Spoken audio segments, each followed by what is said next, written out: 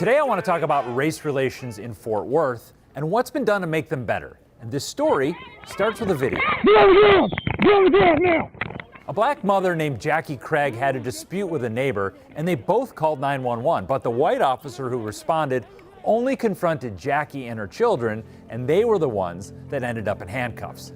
The video became a national story, and locally it highlighted long-standing racial tension in Fort Worth. I want this officer fired. Because of what happened to Jackie, the city formed a race and culture task force. Its goal, to identify problems and recommend solutions. But then 3 years later, this. A woman was shot and killed in her home by a Fort Worth police officer. This October, a Tatiana Jefferson's neighbor called police concerned the doors on her house were open late at night. Less than 8 minutes later, a Tatiana was killed by the white officer who came to check on her home.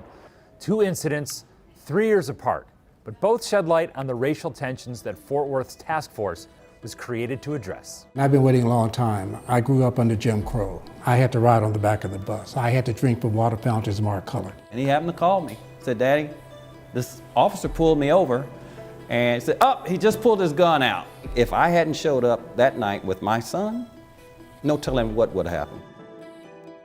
Journalist Bob Ray Sanders and civil justice advocate Corey Session were 2 of the 23 members appointed to the Race and Culture Task Force.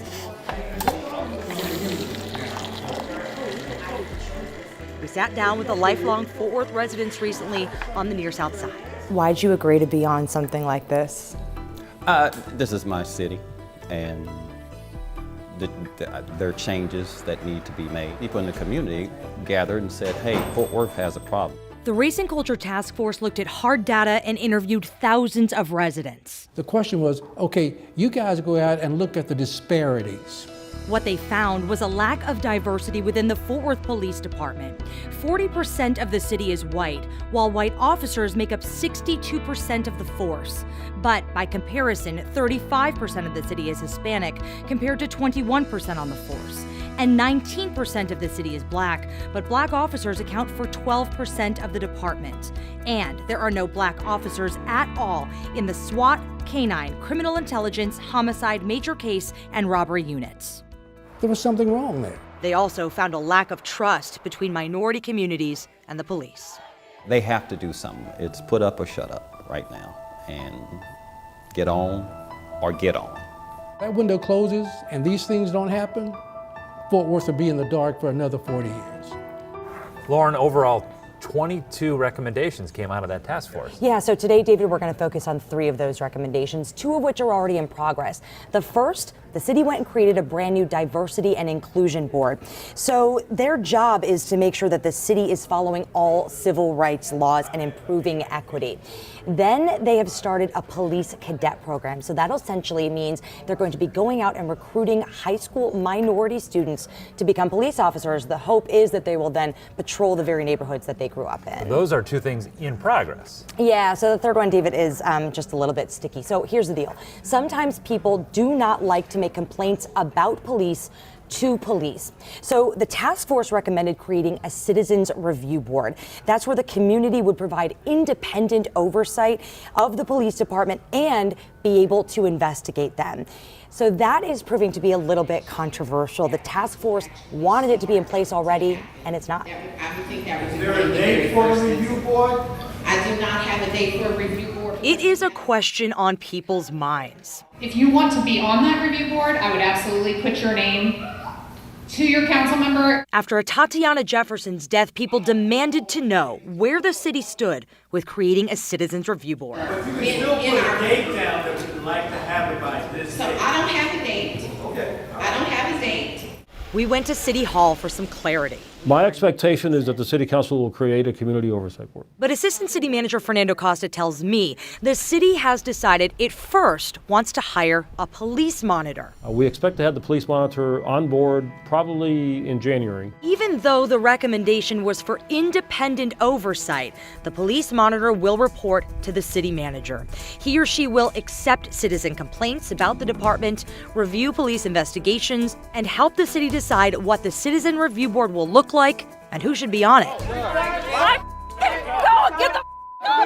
get your Acosta points to this blow-up at a Dallas police oversight meeting. He thinks a police monitor's guidance would help Fort Worth avoid those types of scenes.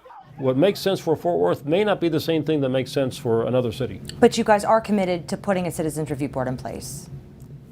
The city council has not made a formal decision to that effect. Okay. But they have certainly expressed an interest in working with staff to create a citizen review board. They have not yet created the board.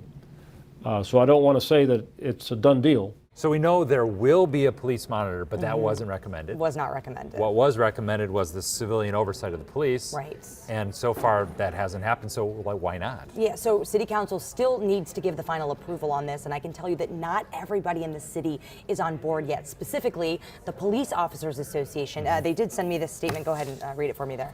We are hesitant to support any one-size-fits-all recommendation for civilian oversight that has not been thoroughly researched and vetted.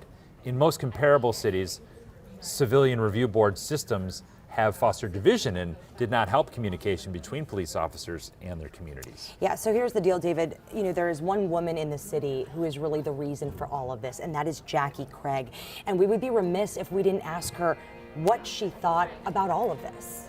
In 2016, Jackie Craig and her family were at the center of a viral confrontation that resulted in a white Fort Worth police officer being suspended for excessive force. How do you feel knowing that what happened to you and your family was the reason behind the creation of the Race and Culture Task Force? If it had been something that was put in place and actions would have been taken, I would have felt good. But I mean, I'm just numb to it because nothing has happened. I never felt in my soul that they were actually trying to do anything to better the community. It was just a show.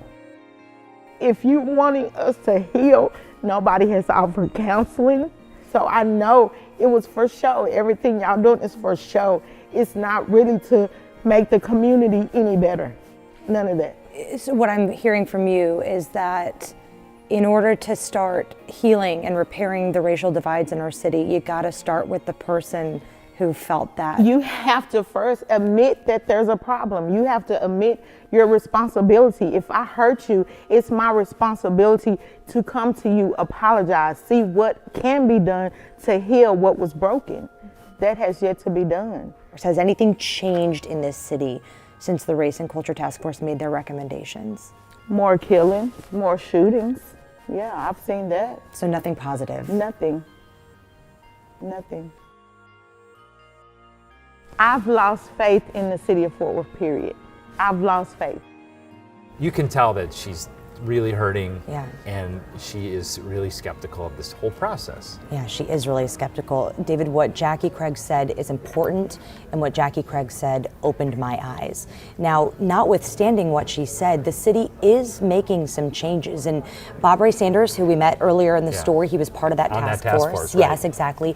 He told me, and he's a lifelong Fort Worth resident, he told me that he has seen more change in our city in the past 2 years than in the past 40. Some of those changes are creating a diversity and inclusion department and restarting the cadet program with the goal of getting more minority kids to consider a career in law enforcement. But the proposal for a citizens review board is the toughest one, sitting at the intersection of a city at a crossroads. Things have changed, but more change. Sam Cooke, 1964. It's been a long time coming, and I know the change is going to come. I got to believe that.